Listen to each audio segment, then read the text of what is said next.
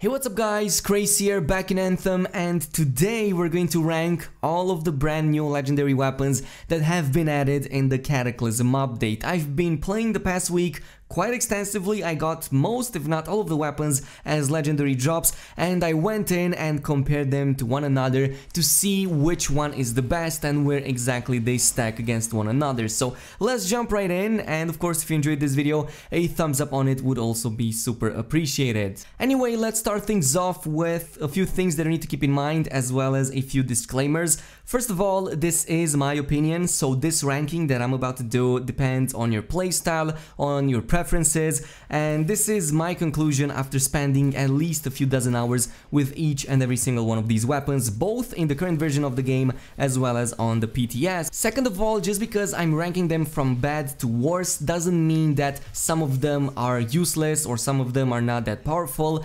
What you need to keep in mind is the fact that most, if not all of these weapons are going to be extremely good. Most of them are way better than any of the other weapons that we already had in the game. The third one and the final is the fact that all of these will be ranked from C all the way up to S+. So we're going to have C, B, A, S, and finally S+, because there is something over here that I want to go over, something that might change in the near future. So let's jump right in, and of course there are 3 new types of weapons with 3 per each category, up to a total of 9 new legendary weapons added in the Cataclysm update. First we have the Pulse Accelerators with the Bad Omen, Rainmaker and Gravedigger. Then we have the Voltcasters with Jara's Wrath, Lightning Rod and Flashfire. And the third and final one we have the Bladeslingers with the Razorwing, Riz's Ripper and Shardstorm. And these are all of the brand new 9 weapons that have been added in the game. So let's get started with the Pulse Accelerators, because these were the ones that I mentioned, and I'm actually going to go over the Bad Omen first. The way you use this is you hold down the button to charge it up, and when you let it go, it's going to fire a burst of energy projectiles with really high precision into your target. In this case, about 5 projectiles, as that is the amount that you have at base, but of course, if you have good inscriptions, that number can also increase. Now, there are a few positives here that I'm going to go over in just a little bit, but the negatives, as you will soon come to find out, greatly outweigh them, and this is the reason why the Bad Omen is going to be placed only as a C class, and also probably the worst of the new weapons category. So first of all, the damage on this weapon is quite decent. It's definitely a single target weapon, you can't do any AoE with it, and if you get some god rolls on it, like a 225 with a 175, you're definitely going to deal serious damage. And the best part about it is the fact that it has a huge RPM, so that 800 RPM is what's actually offsetting your damage. Even though your per bullet damage is not going to be that big, because you're shooting at least 5 bullets at the same time, you're going to deal a lot of damage. Also, on top of this, it has a really high precision, so if you're fighting against Vera or some other boss and you're a little bit further away, you're definitely going to hit those bullets with some really good precision, but there is a little bit of recoil over there that you need to keep in mind. This is all there is with the positives though, and here is where the negatives come. First of all, it requires a charge up, so according to your playstyle that might or might not be very annoying. For me, it is definitely annoying to have to charge up the weapon and then let it go in order to shoot the bullets, and not the other way around, as in shoot the bullets by simply pressing the button and then leaving the weapon to do its recharge thingy, so I can continuously do that. So if it was a little bit different, I would have definitely preferred that. The biggest drawback over here is the fact that, as I was saying, it heavily relies on god rolls in order to shine. So if you get a really bad legendary with not great damage rolls, you're not going to have a good time with this weapon. Simply put, you're not going to deal nearly enough DPS with this weapon unless it's god roll. And this is where the third and final drawback comes into play, and why I have had to place this weapon as a C class, or at the very dead end of this category, and that is the fact that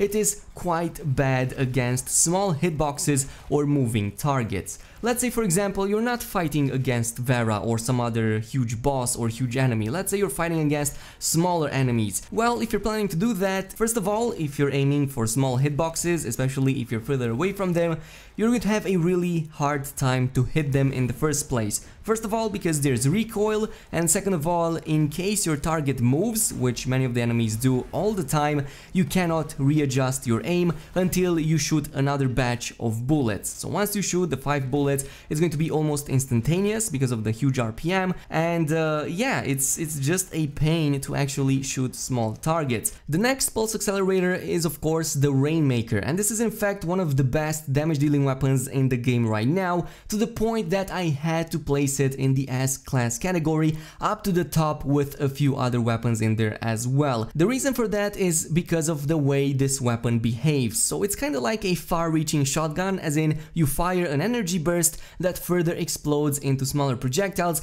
right before hitting your target, and if you manage to hit the weak points, you're going to deal tremendous amounts of damage without even requiring god rolls. So in this case, especially if you're fighting against bosses or even smaller enemies, you can deal some really serious damage because of those small projectiles. Second of all, it also has an insane range, and in fact this weapon from my testing is much better used if you're further away from the target, because it doesn't let those small projectiles to split too much, which means that your damage is going to be much more concentrated. So even if an enemy is small size or it has a small hitbox and you're hitting it from further away, if you do that, you're still going to have insane precision because it doesn't split that much the beam. On top of this, it also has a rather good RPM as well as ammo count, so ammo count of 6 with an RPM of 120. Now as far as negatives go, there are definitely a couple of them here as well. First of all, the hit points or the hit spots are sometimes finicky, which means that if you're moving to a certain angle or if you're too close to the enemy, you might not hit those weak points precisely,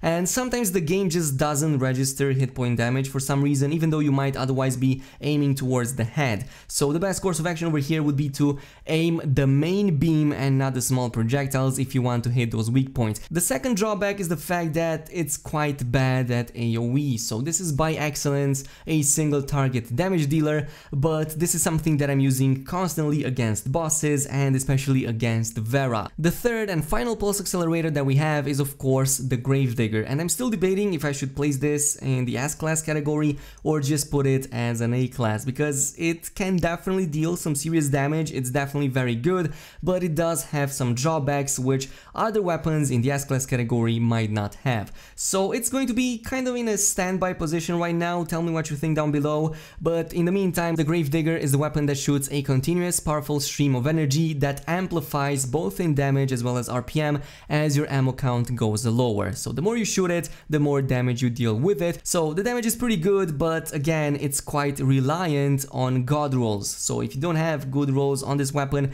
it's going to underperform by quite a significant margin compared to different weapons. Outside of this, it has a rather large ammo count of about 50 at base, which means you can shoot this continuously and not stop that fast compared to other weapons. Also, its optimal range is absolutely massive, 45, which means you can shoot this thing from the other side of the room and still have the full damage benefit. Unfortunately, there are some drawbacks which prevent this weapon from being categorized as a top tier gun. First of all, to get the full damage benefit, you kinda have to start depleting your ammo. So as the ammo goes down, the damage also increases. This means that the burst is quite low. You're going to have to wait a little bit of time until the full beam starts expanding and becoming a little bit more damaging, and this kinda sucks. It means that you're using half the clip and not half the full damage. Second of all, it's also very lackluster as an AoE damage dealer. You're going to have a good time as a single target damage dealer, but AoE, this weapon is simply not there. It's not going to do that much damage against multiple targets, and you are going to have to focus on one single target at a time, which makes it a little bit annoying, especially since your teammates might be doing a lot of AoE all of a sudden, and you might not get the full benefit from that high energized beam. Moving on to the Voltcasters though, we have Jara's Wrath first, and in fact, because of the way this weapon works currently, I had to put it in its own category because the damage on this thing is absolutely overpowered. Even if you don't have god rolls, this is a weapon on its own, in a ranking of its own, and probably the highest damage dealer currently in the game. No matter if you compare it with other weapons or skills, abilities, it doesn't matter. Probably the only thing that can surpass this is an ultimate, but that is pretty much it. So the way this weapon, I believe, is supposed to work is that you hold down the shoot button in order to blast a short-range lightning arc that both deals damage to a group of enemies continuously, as well as priming them in the process. The problem is that you can actually abuse that a little bit, and instead of holding down the shoot button, you can continuously tap it for much more damage in the same amount of time. So instead of roughly 1 damage tick per second, which is what you would normally get by holding down the shoot button, you can repeatedly press that button and do like 3-4 times that, maybe even more, depending how fast you are at tapping your mouse clicks. So this is why this weapon is so downright broken. It's probably going to get a fix really soon, which is why it's also going to fall from the S+ category that I've put it into. But in the meantime, this is why it's over there, this is why it's in a class of its own. It's also one of the very few weapons that can also prime targets for detonations, but otherwise it suffers from a number of drawbacks. The biggest of them all, of course, is the fact that its optimal range is actually quite low, probably one of the lowest currently in the game, outside of 1 or 2 exceptions. It's only 15, which means that you have to be very close to your target in order to deal the full damage and fully benefit from it. It's also rather heavily dependent on god rolls if you're excluding the fact that you can abuse its damage dealing. So once that is getting fixed, assuming it's going to ever get fixed, it's definitely going to require some very good rolls in order to be decent. The next Voltcaster is of course the Lightning Rod. This is the only weapon in the game that can call down lightning on a specific location. This is something that I've placed in the B class category for a number of reasons. It's not top tier, though it could definitely be if some of its functionalities were a little bit changed. So let's go over why I've only classified this as a B class. First of all, just going over the positives, it has amazing burst damage, so you don't actually need some god rolls on it in order to deal a lot of damage, because the base damage over here is 13,000 electric damage, so it both deals high amount of damage as well as it's a detonator, so you can prime your targets with whatever you want to and shoot one with the lightning rod and detonate all of that. It's amazing for what it's doing, but again, as I was saying, it's just burst damage, not sustained, so this can fall off really quickly.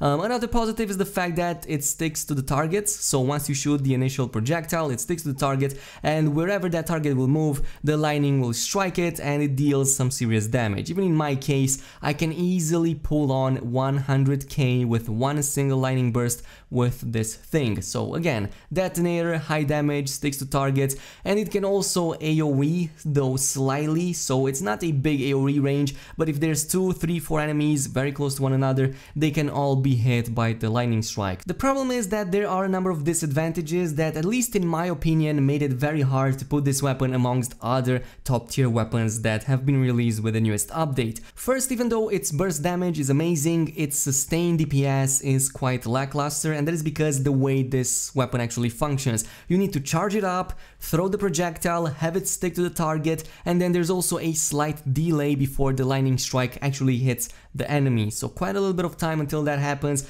And there's also a low ammo count of only 4, so you shoot those 4 very slow lightning strikes and then you have to fully recharge your weapon, which makes it really lackluster in my opinion. But if any of these would change a little bit, or if you got any rolls that made recharging this thing easier, it would definitely go into the A category, because the damage on this thing is absolutely amazing. The third and final Voltcaster is of course the Flashfire, also one of the best looking weapons in the game, and also one of the coolest because it shoots a chain lightning that can jump from one enemy to another and continuously electrify them and deal damage over time. And I placed this in the A class category, though it could easily fall onto B depending on your playstyle, on your character, or on your roles. First of all, even though its single target damage capabilities are rather low, it is definitely very good at dealing AoE damage. The more targets you have, the more damage you will deal, because this will make your chain lightning to jump from one target to another, and of course the more targets you have, the more damage you deal, the more numbers you will see popping up,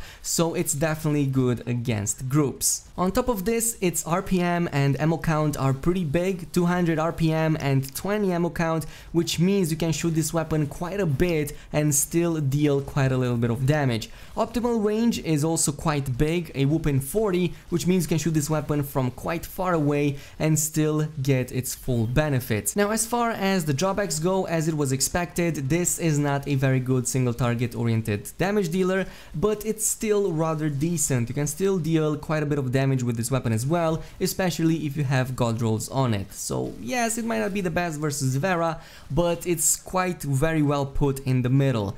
The second and probably its biggest drawback, and why I actually wanted to bring this from A class to B class, is the fact that its chain lightning abilities are rather finicky, as in sometimes if you don't angle it correctly, it might not even jump to the closest target, even though that might be considered in range. Again, excluding some strange gameplay bugs or behaviors, this is an excellent all-around weapon that can definitely fit many scenarios, which is why it definitely deserves that A class. Moving on to the third and final category, we have the Blade Slingers, and I'm going to have to start things off with probably my favorite weapon in the game, and that is of course the Razor Wing. The way this weapon works is actually really simple. You launch a heavy blade that bounces both between the targets as well as between the walls. So even if you don't shoot it directly at an enemy, you can shoot it at a wall and it will bounce to the closest enemy, and from there on, from one enemy to another, to the walls, and so on, up to like 4 or 5, maybe even 6 times. So it's one of the funnest weapons I have played with in the Cataclysm update. Now, I did categorize this weapon as an A class because even though it is very potent,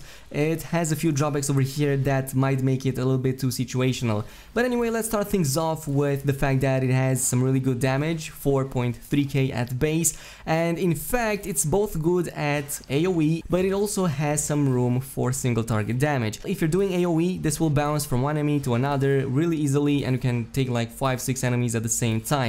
If you're shooting it at only one target, it can bounce the same blade back at the same target as long as it bounces between the walls or the floor or the ceiling back into the target itself. So even though you're essentially shooting one single blade, it can go back to the enemy as much as 4 or 5 times, meaning that it deals 4 or 5 times its initial damage. Its RPM isn't really the highest, but it doesn't require any charge up, so you kind of shoot it continuously and you can have as many as 2 or even 3 of these blades at the same time bouncing between the enemies. The ammo count is also rather big at about 8, so you can shoot many of these without having to reload that often, and the optimal range, even though it only reads 25, is actually much bigger than that, mainly because the blades themselves can bounce very far away from you, up to as far as the enemies are spawned. So again, the 25 range over there is definitely not reflective of what can be seen in the game. The problems that keep it away from the S-class category are as follows. First of all, the blade bounces are pretty random, which means that if you want to kill a specific target,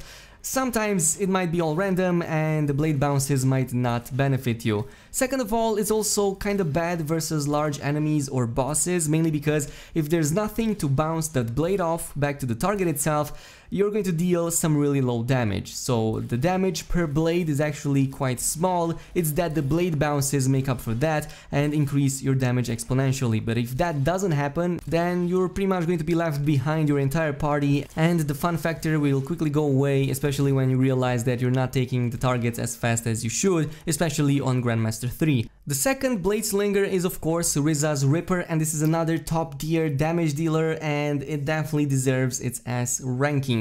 So the way this works is actually quite similar to the Razor Wing, as in you still fire a blade, but instead of bouncing, this blade now sticks into the enemy and continuously inflicts shrapnel damage. Quite a lot of it actually. So the base damage is almost 6,000, with the blast damage being 4,500. So one of the biggest damage dealers in the game. This is one of those weapons that truly shine against bosses like Vera or anything with a large hitbox. But that doesn't mean that even a weapon like this doesn't come without its drawbacks. Of course, the RPM and the ammo count are some of the lowest in the game, so you're going to have a bad time recharging this. But if you're fighting bosses like Vera, that should be offset by the fact that there's a lot of ammo dropping all over the place. place. It's also a single target damage dealer by excellence, which means that in AoE scenarios it's really underwhelming, but otherwise, just because it's so good against big enemies and especially bosses, it definitely deserves its ranking. And last but not least, we also have the Shard Storm. This is another B class, unfortunately, even though this could easily be an A, maybe even an S class if some of its functionalities were changed, but because they didn't and because of its drawbacks, well, this can only be qualified as a B class or maybe a situational weapon. So first of all, its base damage is big. Let's be clear with that. This is one of the biggest damage dealers in the game. It shoots an experimental crystal that spins, even passes through enemies, and deals quite a lot of damage. I mean, mine, even though it doesn't have any god rolls on it or anything, still deals like 60, 70, even 90k per spin, and that is only for one of the projectiles. There's like 3 projectiles for 200k, so it's definitely very good. So it's both good at AoE and single target damage. I've tested this both on Vera, both on large groups of enemies. But where does this weapon fall off? Well, here is where it does so, and first of all, RPM, ammo count, optimal range are all downright bad. So you will spend a lot of time recharging this weapon. The range on it is very low, the projectile travels at very low speeds, which means that if there's any moving targets, if they're further away, or if you can't stay in their face 24/7, this weapon is going to fall off quite a lot. Again, these massive drawbacks are the reason why this weapon isn't ranking higher, even though it should, considering its damage is absolutely massive.